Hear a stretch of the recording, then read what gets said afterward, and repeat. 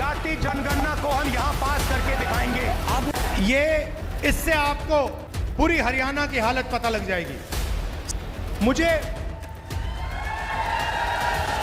आमतौर से दूसरी मिठाई अच्छी लगती है, इसमें हरियाणा के एक व्यक्ति का खून पसीना है। प्रधानमंत्री जी बाहर नहीं जाते हैं, नहीं बाहर जाते हैं, मतलब अब्रॉड जाते हैं, ओबामा जी के पास, ट्रंप जी के पास जाते हैं। 1 तारीख सुबह हिंदुस्तान के करोड़ों गरीब लोग अपना बैंक अकाउंट देखेंगे और जादू से 8,500 रुपए उस महीने के अंदर महिलाओं के बैंक अकाउंट में, भाई और बहनों, जुलाई में देखेंगे 8,500 रुपए, अगस्त में 8,500, सितंबर, अक्टूबर, नवंबर, दिसंबर, खटाखट खटाखट खटाखट खटाखट 8,500। राहुल गांधी सब कुछ जानते नहीं हैं, वो सीखते हैं और इसी सीखने के चक्कर में राजनीति में 20 साल खपा दिए। राजनीतिक बयानों, भाषणों और अलग तरह की छवि के चलते वो मनोरंजन के पात्र बने रहते हैं।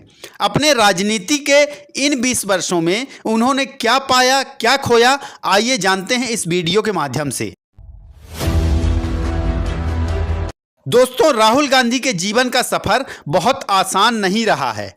उनकी दादी यानी भूतपूर्व प्रधानमंत्री इंदिरा गांधी और पिता भूतपूर्व प्रधानमंत्री राजीव गांधी के साथ क्या हुआ आप सब बखूबी जानते हैं।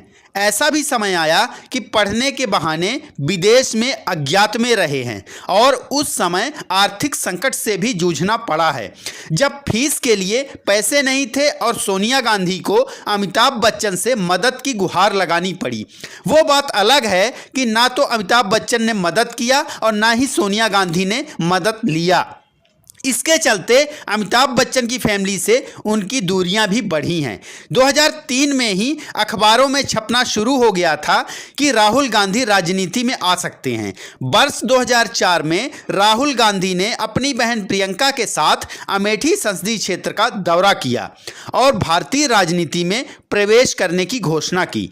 उन्होंने पहला चुनाव उत्तर प्रदेश की अमेठी से लड़ा। उन्होंने बसपा उम्मीदवार को लगभग 3 लाख वोटों से हराया था और तभी से वो कांग्रेस पार्टी की मीटिंगों में शामिल होने लगे।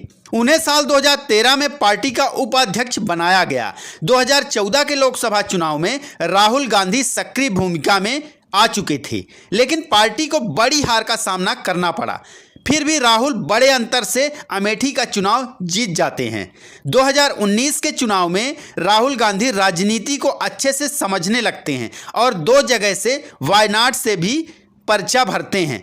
कयास लगाए गए थे कि कांग्रेस ग्राउंड के हालात को भांप गई थी और राहुल गांधी को अमेठी से और वायनाड से पर्चा भरवाया। हालांकि वो अमेठी से स्मृति ईरानी से चुनाव हार गए। बीजेपी उम्मीदवार स्मृति ईरानी ने उन्हें 55,120 वोटों से मात दी।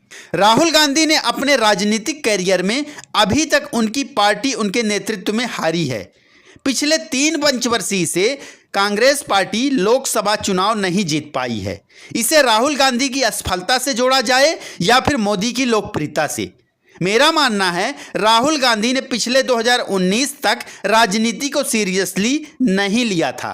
पार्टी के कुछ एक लोग उन्हें जैसा बोलते थे, कहते थे, वो वैसा ही करते थे। लेकिन 2019 की अमेठी से उनकी हार और भारत जोड़ो यात्रा से राहुल गांधी बहुत कुछ सीखे हैं।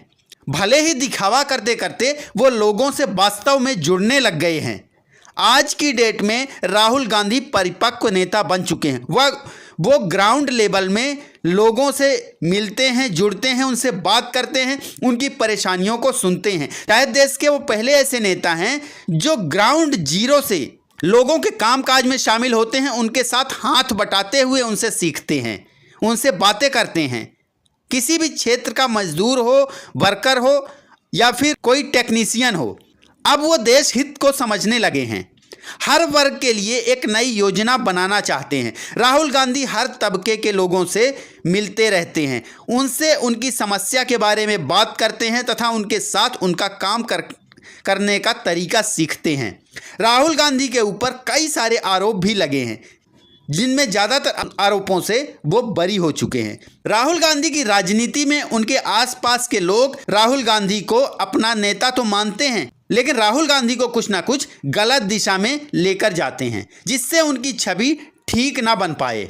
कांग्रेस पार्टी के कई ऐसे नेता हैं जो पार्टी के लिए नहीं, पार्टी को तोड़ने के लिए काम करते हैं।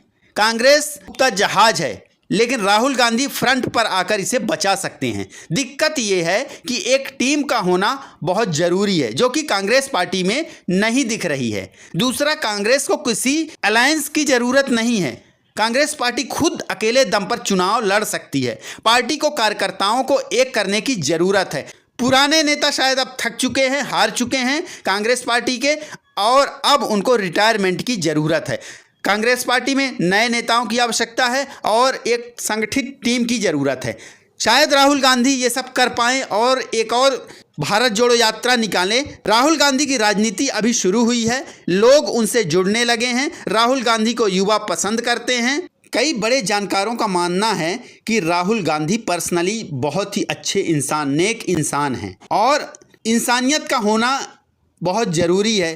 कांग्रेस पार्टी राजनीति में पिछले 3 पंचवर्षीय से जो कुछ कर पा रही है, अकेले राहुल गांधी की बदौलत कर पा रही है। भले ही चुनाव हार रही हो, लेकिन वो जितनी भी सीटें आ रही हैं वो अकेले दम पर राहुल गांधी की बदौलत आ रही हैं। आज कांग्रेस में ऐसा कोई चेहरा दिखाई नहीं देता है कि राहुल गांधी के पीछे खड़ा नंबर 2 की पोजीशन में, नंबर 3 की पोजीशन में हो। यहाँ राहुल गांधी को ज़रूरत है कि कांग्रेस पार्टी में ऐसे नेता जोड़ें जो राहुल गांधी को समझते हों, कांग्रेस पार्टी को समझते हों। भले ही राहुल गांधी से उनके विचार ना मिलते हों, लेकिन वो पार्टी की विचारधारा से जुड़े रहें।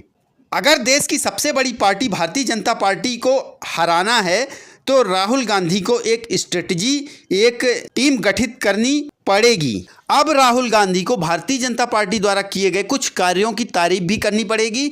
जहां सरकार अच्छे काम कर रही है, सरकार का सपोर्ट भी करना पड़ेगा। अगर अगले लोकसभा चुनाव तक कांग्रेस पार्टी को उठ खड़ा होना है, कांग्रेस को आगे आना है, कांग्रेस पार्टी को जीतना है, कुछ कामों में साथ देना पड़ेगा और भारत को एक अच्छे भारत के निर्माण के लिए कांग्रेस पार्टी को आगे आना पड़ेगा और सशक्त विपक्ष की भूमिका निभानी पड़ेगी। अब तो प्रियंका गांधी भी संसद पहुंच चुकी हैं, तो अब थोड़ा सा उनका सपोर्ट बढ़ेगा। राहुल गांधी शायद अपनी पार्टी को आगे ले जा पाएंगे। जाति धर्म से हटकर बात करनी पड़ेगी। हिंदू मुसलमान ये सारे शब्द हटाकर उनको अब अपनी पार्टी के लिए काम करना पड़ेगा, क्योंकि चाहे लोग जो भी कहें, जैसा भी है, आज देश में दूसरा ऐसा कोई नेता नहीं है जो मोदी के विपक्ष में खड़ा हो।